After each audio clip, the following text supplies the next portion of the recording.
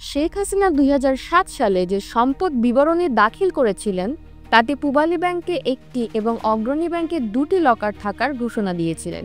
সেটা যাচাইয়ের অংশ হিসেবে দুদকের অনুসন্ধানকারী কর্মকর্তা মোহাম্মদ মাসুদুর রহমান গত ১৪ সেপ্টেম্বর আদালতে লকার খোলার আবেদন করেন।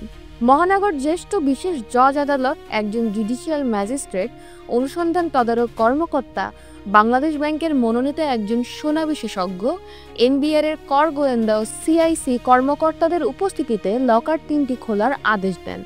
সেই আদেশের পরিপ্রেক্ষিতে গতকাল মঙ্গলবার ৩টি লকার খুলে মালামালের ইনভেন্টরি তৈরি করে সংশ্লিষ্ট ব্যাংকের শাখা ব্যবস্থাপকের জিম্মায় রাখা হয়। অগ্রণী ব্যাংকের দুটি লকার খুলে যে ৮৩২ ভরি সোনা পাওয়া গেছে। জীবন অবাক না করলে কে করবে? ২৮% মিল্ক ফ্যাটের অবাক করার সাথে ফ্রেশ মিল্ক পাউডার। জীবন অবাক করুক প্রতিদিন।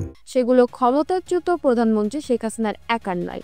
ব্যাংকের বোল্টে থাকা নথি যাচাই করে শেখ হাসিনা, তার মেয়ে সাইমা ওয়াজেদ ও বোন শেখ রেহানার নামে থাকা ৮৩২ ভরি সোনা উদ্ধার করা হয়।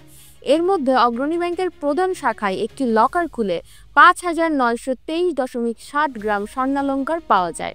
ওই ব্যাংকে শেখ হাসিনা ও তার বোন শেখ রেহানার নামে আরেকটি লকার খুলে ৪,৭৮৩.৫৬ গ্রাম স্বর্ণালংকার পাওয়া যায়। আর পূবালী ব্যাংকের মতিঝিল শাখায় থাকা শেখ হাসিনার নামে একটি লকার খুলে খালি একটি ছোট পাটের ব্যাগ পাওয়া গেছে। দুর্নীতি দমন কমিশনের মহাপরিচালক আক্তার হোসেন আজ বুধবার রাজধানীর সেগুনবাগিচায় দুদকের প্রধান কার্যালয়ে এক সংবাদ সম্মেলনে এসব তথ্য জানিয়েছেন।